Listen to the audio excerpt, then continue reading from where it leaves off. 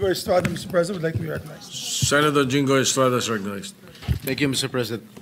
Mr. President, this morning I received a report that Mr. Bryce Hernandez was transferred here from the Pasay City Jail, and it came to as a big surprise to this representation, since we approved that Bryce Hernandez be committed to the Pasay City Jail.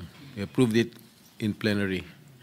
Mr. President, last Tuesday, when he appeared before the TRICOM at the House Committee, at the House of Representatives, the opening statement, if my memory serves me right, of Mr. Bryce Hernandez is that, pwede ba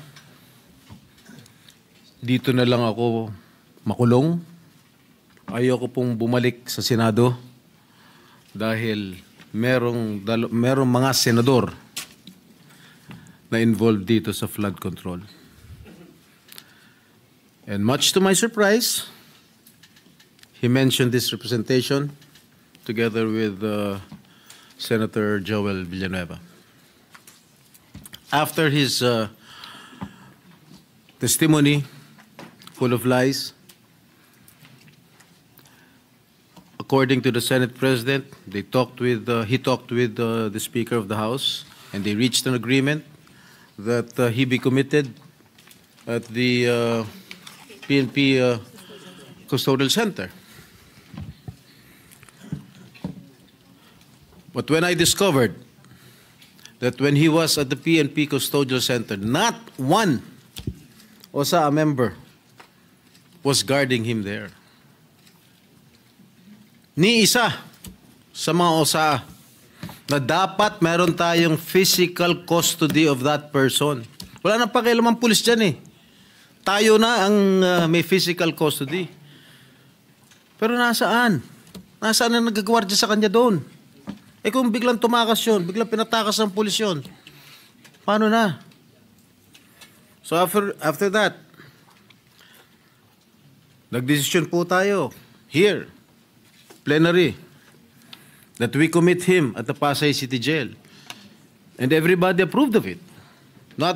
When I made my motion, sinigundahan ni Majority Leader Senator Mig Zubiri, and no one objected. At ang sabi dito, I got hold of this letter from the lawyer of Mr. Bryce Hernandez. Third to the last paragraph. We appeal for this because today there is renewed faith. Ito, September 15, today. Under your leadership, Senate President Soto, and with Chairman Lacson's stewardship of the Blue Ribbon Committee, there is assurance that the Senate will stand not only as a body of discipline, but as an exemplar of fairness. Mr. President, noong Tuesday, sabi ni Bryce Hernandez, ayaw niya rito. Kayo na po ang Senate President noon. Bakit ngayon sasabihin itong abogado niya, there is renewed faith?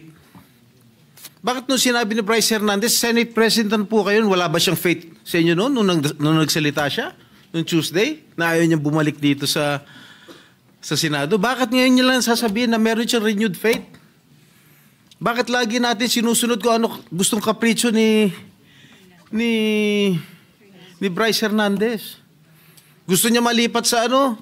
Ayaw niya rito, nilipat niyo sa custodial.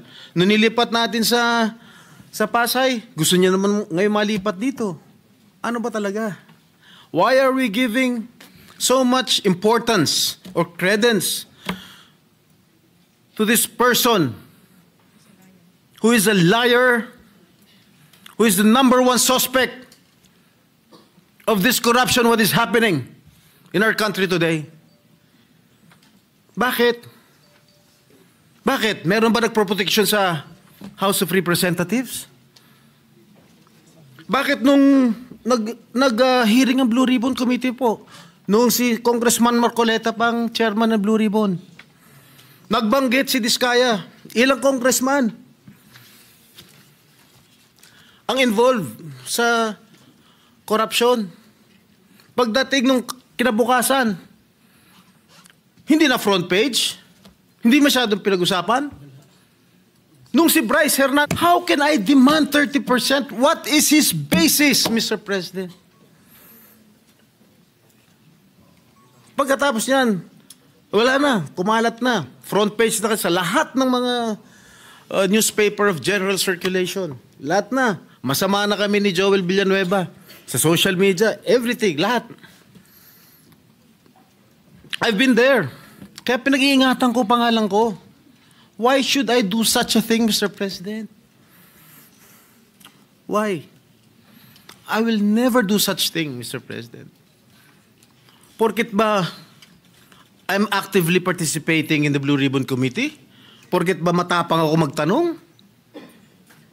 Ako na kaagad ang target nila? Bakit? I'm just doing my job as your senator. I have an oath to defend. I want to get all the bad crooks here in the government. That is my duty as your senator, Mr. President. Mr. President, sobra-sobra na. Lahat po kami apektado na. Even the Senate as an institution is also affected by the testimony of one habitual liar. Bakit paniniwalaan natin siya? Bakit yung mga yung sinigaw ng mga congressman? Bakit? Bakit hindi natin imbestigahan? Bakit yung mga senador hindi imbestigahan? Ako, I'm open to an investigation. In fact, Mr. President, ngayon pa lang, kahit hindi pa nagko-comment sa Blue Ribbon Committee ni Senator Lacson, ngayon pa lang, I'm willing to sign any waiver to open my bank accounts. And that I'll put that on record. I don't know with Senator Joel. Maybe he will also conform with my idea. So, Mr. President, wag naman ganun. Bakit panay senador lang ang gusto nilang